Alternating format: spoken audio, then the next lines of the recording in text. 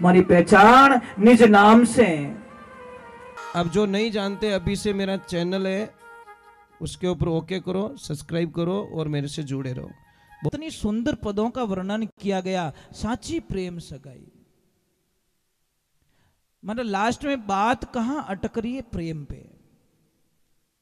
आप कितना झंझट कर लो, अगर प्रेम नहीं है तो देखिए, एक पति ने अपनी लक्ष्मी को बोला कि लक्ष्मी, आप मेरे से शादी कर रहे हो? कि हाँ। कि आपको जो चीज चाहिए मैं दे दूंगा। आपको गाड़ी चाहिए, मन मांगी गाड़ी मांग लेना। आपको विदेश में टूर करना है, जहां जाना मैं टूर करवा दूंगा। आपको क्या खरीदना है कपड़ों में, वो सारे कपड़े दिला दूंगा। आपको गहना कैसा लेना है, आपको गहना मैं दे दूंगा। बंगला बना के मैं दे दूंगा, पर एक चीज मैं नहीं दे पाऊंगा। क्या? कि मारो मन थारा में नहीं है, कटे अटकी उड़ो है। अब बोलो, वो लड़की मान पाएगी क्या? कि बाहर रखो तुम्हारी गाड़ी को, रखो तुम्हारे बंगले को, रखो तुम्हारे गहने को, मने तो आप चाहिए। समझ में आ रहा कि नहीं आ रहा है? मतलब भगवान कहीं के ये चीजों मने नहीं चाहिए, मने चाहिए थारो मन। तन नगरी, मन मंदिर, और परमात्मा उसके अंदर, उसके अंदर है भगवान। तो विदुर जी महाराज अब वहां से भोजन प्रसाद नहीं कर रहे हैं भगवान। उद्धव जी को बोलते, उद्धव चलो विदुरगढ़, हम जाते विदुरगढ़। और जैसे ही विदुर जी के घर पे आते हैं, विदुर जी तो कुछ बाजार में गए हुए थे, कुछ सामग्री लाने के लिए, भगवान आ रहे हैं। समाचार तो भेज दिया, पर देखो विदुरानी की क्या दशा होती है। प्रेम इसको कहते सब, प्रेम उसको नहीं कहता है। अब विदुर रानी जी कुछ काम में थे, बाहर से दरवाजा बजा दिया, अंदर से आवाज आई गई। उस स्थिति का मैं वर्णन भी नहीं कर सकता। आप सबों ने कई बार भागवत में सुना होगा कि वो किस स्थिति में थे। तन पे कपड़े भी नहीं है। जैसे ही आवाज आएगी कृष्णा, भूल गई शुद्ध बुद्ध। अब शुद्ध बुद्ध याद रहे तो भगवान की भक्ति नहीं रहे। यही तो है ना, शुद्ध बुद्ध खो जाए ना, तब सोचना के दुनिया क्या। के मैंने परसों पहले एक शब्द बताया आपको, दीवार पे लिख देना एल के, लोग क्या कहेंगे उसकी परवाह मत करो। लिख दो बड़े अक्षरों में, कोई दिक्कत नहीं है। हम तो बस दुनिया रूठे रूठन दे, मेरा प्रभु रूठा न जाए। दुनिया सारी रूठ जाएगी, मुझे कोई फर्क नहीं पड़ेगा, वो नहीं रूठना चाहिए। भगवान की कृपा। आपको शायद पता नहीं होगा, कोरोना काल में लोगों ने ऑक्सीजन की कीमत समझी। एक एक सिलेंडर लाख लाख रुपया। जो एक पौधा इतनी ऑक्सीजन देता है, वो पौधा नहीं लगाता है। ऑक्सीजन के लिए लोग रो रहे हैं। तो भाई पौधे लगाओ ना। आप यहाँ पे, मुझे थोड़ा अटपटा भी लग रहा है, यहाँ पे इतना यहाँ पे है, पर थोड़े पौधे नहीं है यहाँ पे, इतना खुला खुला पड़ा है। क्यों नहीं लगाते आप पौधे? ये पत्थर है नीचे। हाँ। अच्छा, तो तेरी मेरी में पौधे नहीं लगा रहे। अरे उनको बोलो तेरा है तो तू पौधा तू ही ले जाना यार, छाया तो करने दे। बराबर है, तुम ले जाओ, क्या चाहिए हमको, छाया तो करने दे। गायें बैठी, ऑक्सीजन पैदा रही, हमारा स्वास्थ्य सुधरेगा। विदेश में शर्त क्या है पता है? एक पौधा काटो, पहले 10 पौधे लगाओ, फिर तुम्हारे जो पौधा अड़चन कर रहा है उसको काट सकते हो। वहां की सरकार का ये नियम है। मतलब पौधा काट सकते हो, कोई दिक्कत नहीं है, परमिशन लेना पड़ेगा। पहले आपकी हाजिरी के 10 पौधे लगाना पड़ेगा। 10 पौधे लगाने के बाद में उस पौधे को काटने की परमिशन मिलती है। वहां पे एक पौधा नहीं काट सकते आप, पहले पौधे लगाओ। आपने तो आवे जो कोई। तो भगवान की कृपा हुई, प्रेम। और विदुर रानी अंदर इस स्थिति में थी, जैसे ही दरवाजा खुलवाया, अंदर से दौड़ के आई, दरवाजा खोल दिया, शुद्ध बुद्ध चली गई। और आपको पता है क्या किया उन्होंने? जहां पे भगवान श्री कृष्ण का आसन था, वहां पे विदुरानी खुद बैठ गई। और जहां विदुरानी का आसन था, वहां मेरे भगवान को बैठा दिया। यही तो है नहीं भगत और भगवान की लीला। पर भगवान भी कितने अच्छे हैं, बैठ गए। अब खिलाए क्या, पास में केले पड़े थे। अब विदुरानी नहीं चाहती थी कि मैं एक सेकंड के लिए चेहरे से नजर हटा लो, तो केड़ो लियो हाथ में, पर सुरता में कौन, भगवान। केला छील रही है, फेंकना तो छिलका था, फेंक दिया अंदर से केला, और छिलके छिलके भगवान को खिला रही है। और भगवान खा रहे हैं, भगवान खा रहे हैं। इसीलिए कहते हैं कि भिलनी रा बोर सुदा मारा तंदुल रुच रुच भोग लगाई, दुर्योधन रा मेवा त्याग्या साग विदुर घर खाई, संतों साची प्रेम सगाई, कर्म कटे 84 छूटे जीव प्रेम पद पाई। ये होता है प्रेम, भाव होना चाहिए, विचार होना चाहिए। हमारी विचारधाराओं को भटकाने मत दो। हमारी पहचान इन ड्रेस से नहीं है, इन कपड़ों से नहीं है, इन गहनों से नहीं है। हमारी पहचान निज नाम से। आज हम कपड़े चेंज करके चेंज होना चाहते हैं, ये संभव नहीं है। आप क्या सोचते हैं मैं ड्रेस चेंज कर दूंगा तो मैं बदल जाऊंगा? नहीं, खाली बारे खोड़ियों बदलने की नहीं रेवे, अंदर तलवार भी बड़ी मजबूत होनी चाहिए तो आनंद आवे। ये बगीचा है, ये भगवान ने क्या लगाया, ये बगीचा ही थे। पता नहीं किस फूल को माली आएगा, हाँ, वो तोड़ के ले जाएगा, कोई मना नहीं कर सकता उसको, वो मालिक है, अधिकार है। पता नहीं कली तोड़ दे तो कौन जाने, वो कली तोड़ दे, मना कर देंगे मालिक को, कली पसंद आ गई, मतलब छोटे बच्चे को भी उठा लेंगे तो कई लोग बोलते हैं जितनी उम्र थी, छोटा उम्र था, इस उम्र में उसको लेके, अरे भगवान को पसंद आ गया, कली पसंद आ गई, लेके चले गए, बस उसका अधिकार है, बगीचा लगाया उन्होंने, कोई मना नहीं कर सकता। मौत के सामने किसी के लिए, क्योंकि मौत आपको पता है मौत के कान नहीं है। वो क्या कहते, भगवान मेरे कान होंगे ना, कोई रोएगा मैं छोड़ दूंगी, दया आ जाएगी मुझे, अरे बेचारे बहुत तड़प रहे हैं, नहीं लेके आओ, पर मुझे आवाज नहीं आनी चाहिए, चाहे कितना कुछ कितने भी रोए, मुझे बिल्कुल सुनाई नहीं देना चाहिए। मैं उस जीव को आराम से ले आऊंगी, अगर मैंने सुन लिया तो मैं वहीं छोड़ दूंगी, दया आ जाएगी मुझे। तो पहले ही काल और मौत ने बोल दिया, कान नहीं चाहिए मेरे को, आवाज नहीं आनी चाहिए मुझको। तो विदुर जी महाराज जब आए तो बोले ये क्या करी कि भगवान को जिमा रही हूं, अरे ऐसे कैसे जिमा रही है। तब उनको पता चला कि सारे छिलके तो भगवान को प्रसाद में जिमा लिया। परंतु जब विदुर जी महाराज जिमाने लगे तो भगवान ने थोड़ा मुंह मोड़ लिया, बोले क्या हुआ प्रभु के दस, वो स्वाद नहीं आया, जो स्वाद विदुरानी के छिलकों में स्वाद था, वो आनंद था, वो इस गिरी में नहीं है, केले में नहीं है। प्रेम तो विदुर जी को भी था, पर शुद्ध बुद्ध खो के जो भगवान की तरफ जाते नहीं। मीराबाई को लोग कितना ताना मारते थे ना। तो देखो मीरा क्या कह रही है,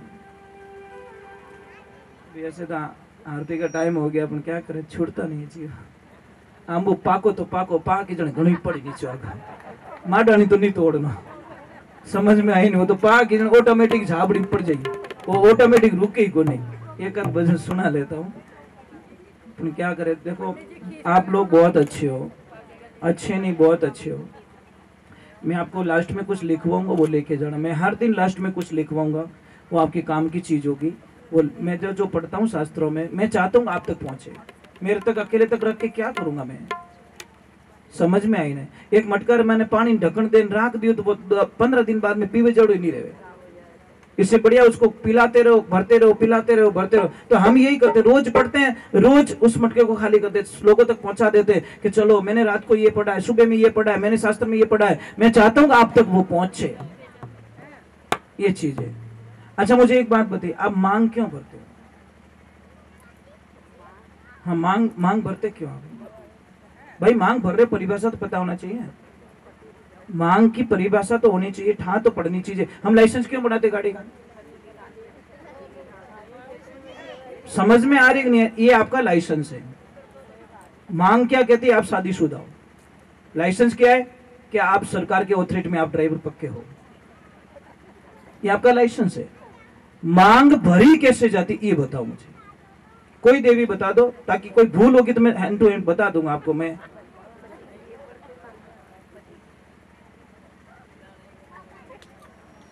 बस खाली फेरा खाओ ना ताको राके, इससे आगे कोई सोच थी नहीं। देवियों मांग है नहीं, मांग में इतनी शक्ति है, आपके पति को कभी अकाल मृत्यु नहीं आ सकती, इस मांग में इतनी ताकत है। और आपको एक कथन सुनाता हूं, जब बाली को मारने के लिए भगवान खड़े हैं बाली मर नहीं पा रहा है, तीर नहीं चला पा रहे भगवान।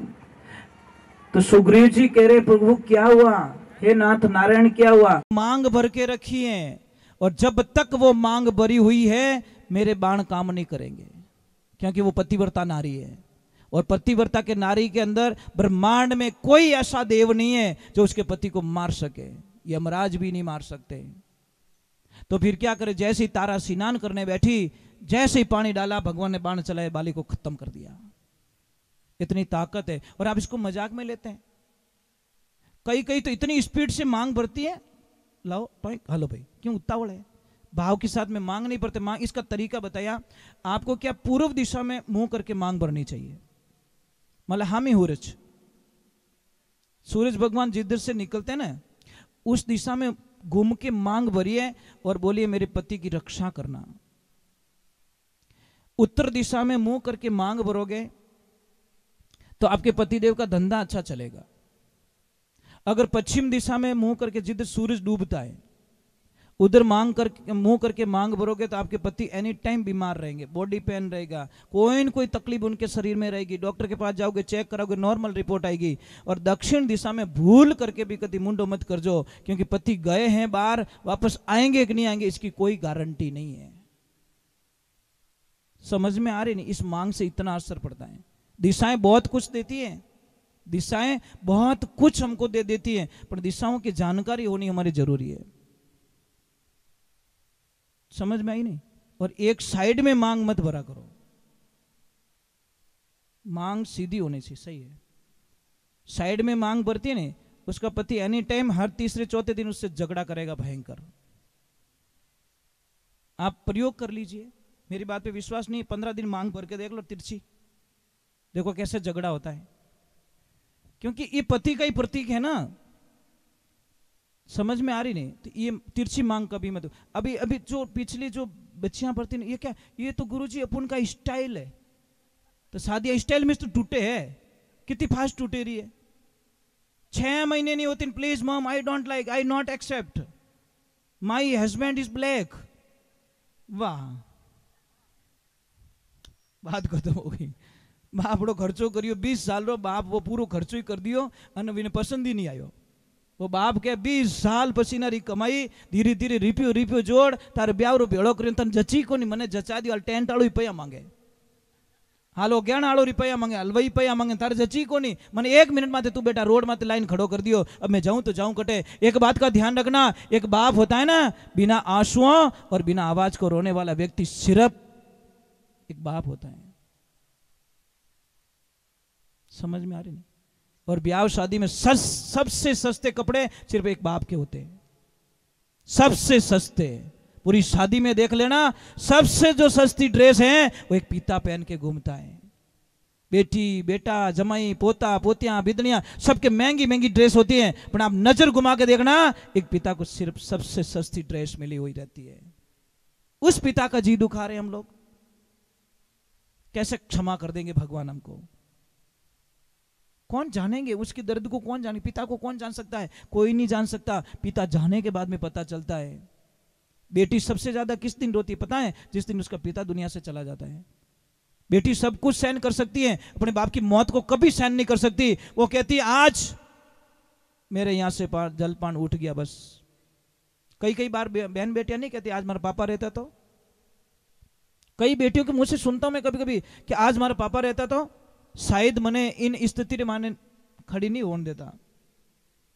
महाराज एक गांव में दुष्काल पड़ गया, मतलब अकाल, बारिश नहीं हुई 5-7 सालों से बारिश नहीं हुई। तो उसकी वहां पे बहन थी, उसने विचार किया कि 12-15 कोस पे मेरा भाई रहता है, वो बहुत पैसे वाला है, बहुत पैसे वाला है, और मैं जाती हूँ मेरे भाई से कुछ हेल्प ले लेती हूँ, जब हमारे यहाँ पे वापस होगा तो वापस दे दूंगी। वो बड़ी आस लेके बहन जाती है, कहां पे? भाई के पास में। पर जैसे ही भाई ने देख लिया कि रोड पे बहन उतरी है, वो ऊपर खड़ा था, उसकी पत्नी को बोल दिया मेरी बहन आई तो बोल देना तेरा भाई बाहर गया हुआ है, मुझे पता है वो कुछ न कुछ लेने के लिए तेरे अपने पास आ रही है, और हमको देना नहीं है बहन को। देखिए, जैसे ही बहन आई भाभी साहब को प्रणाम किया और भाभी साहब को बोला भाभी साहब मारा भाई साहब कटे कि तारा भाई साहब 4-5 दिन उबारे गयोड़ा है। तो भाभी साहब आप ही थोड़ी हेल्प कर दो कि नहीं भाई साहब मैं आपके भाई को पूछे बिना कुछ नहीं कर सकती, कुछ नहीं कर सकती। बहन ने बोला मेरी हालत ऐसी हो गई उस मृग के जैसी, मिर्गा जल्दी से कोई प्रियो न पीछे, कोई प्रियो न पीछे, कोई विश्वा दिसे। रेगिस्तान में धूल में गर्मी के दिनों में हिरण को पता चलता कि वहां पानी भरा है, पर वो पानी नहीं है, वो रेत चमक रही थी। उसकी तलाश में बेचारा वहां जाता है और वहां जाता है तो खाली रेत मिलती है, पानी नहीं मिलता, प्यासे प्यासे वो मर जाता है। उस बहन ने बोला वो हिरण के जैसी मेरी हालत। मैंने सोचा मेरे भाई के पास में जाऊंगी, मेरी इच्छा पूरी करेगा, मेरे को कुछ न कुछ देगा, मेरे बच्चों के लिए कुछ देगा। मेरा पति 6 महीने से पड़ा है, बीमार पड़ा है, उठ नहीं पाता, मैं काम पे जाती हूँ, मेरे बच्चों का पालन पोषण होता है, और मुझे बड़ी आस थी मेरे भाई के पास में बहुत माया मुझे देगा, पर दी नहीं। जैसे ही बाहर निकली, बाहर सामने वाले चबूतरे पे एक भाई बैठा। उसने बोला बहन क्यों रो रही है?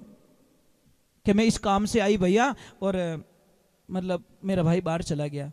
देखो वो बोला मैं बहन तेरी जात का तो नहीं हूं, तेरे परिवार का नहीं हूं, तेरे खून का रिश्ता नहीं है, तेरे रिश्ते में भी नहीं हूं, पर मैं थारे गांव रो भाई हूं। गांव का भी तो भाई होता है भाई, गांव पे जहां तूने जन्म लिया तो वो भाई तो हो। वो भाई बाहर गया, ये तो नहीं गया, वो भाई तो अटी है। बोल थारे कई चीजें, वो एक भाई गया पगली, गांव रो भाई तो नहीं गयो। भाभी साहब ने बुलाया पहलो पाड़ियो, देख थारे भाई से आया है या मुसीबत में है या चाहिए जो को दे दे। वो देखो पत्नी मिले तो ऐसी मिले। बोले भाई साहब थारे चाहिए कहीं, पूरा ही गाडो भर दियो, बैल गाडो धान भर दियो, पैसा दे दिया, वो दे दिया, वो दे दिया, और गाड़ी दे के बच्चे को रवाना किया, जा बेटा बुआ जी को घर पे छोड़ के आ। जैसे ही बच्चा जाता है, पीछे पति पत्नी दोनों धर्मात्मा थे, सत्संगी जीव थे, भागवत सुनने वाले थे, भगवान की कथा करने वाले थे, पूजा पाठ करने वाले थे, यज्ञ हवन करने वाले थे, तीर्थों में गए हुए थे। तो उन्होंने बोला कि हमारा बच्चा बाहर गया है छोड़ने के लिए, अगर बाईसा ने कुछ उसको खिला दिया और उसके बदले में उसने कुछ नहीं दिया तो हमारा धर्म खत्म हो जाएगा, हमारा सारा पुण्य खत्म हो जाएगा। दूसरे तीसरे दिन देख रहे तो बच्चा पैदल आ रहा है। आते ही बेटे को पूछा बेटा बैलगाड़ी कहाँ है? अरे पिताजी आपको पता नहीं है, वहां पे गया, बुआ जी ने मनवार कर ली, नहीं बेटा कुछ खाना पड़ेगा। बुआ जी ने कुछ खिलवा दिया, जेब चेक किया तो 1 रुपया नहीं निकला, तो मैं तो उस रोटी के बदले में बुआ जी को बैलगाड़ा ही दे के आ गया।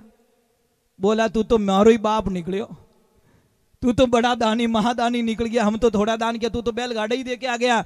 जा बेटा आज हम धन्य हो गए कि हम शेर तो तू सवा शेर निकल गया, क्योंकि ये बेटा हमारा नाम कभी खराब करने वाला नहीं है। इसलिए ये जिंदगी में ध्यान रखना, बहन को कभी घर से दुखी होकर मत निकालना। और जितनी भी भौजाई सा यहां बैठी है, आपका कर्तव्य बनता है कि ननद भाई सारे कदी आडा मत फिर जो, अगर आप सच में सत्संग सुन रहे हो तो। चलो एक भजन सुना दो छोटा, क्योंकि वो भजन याद आया भाई।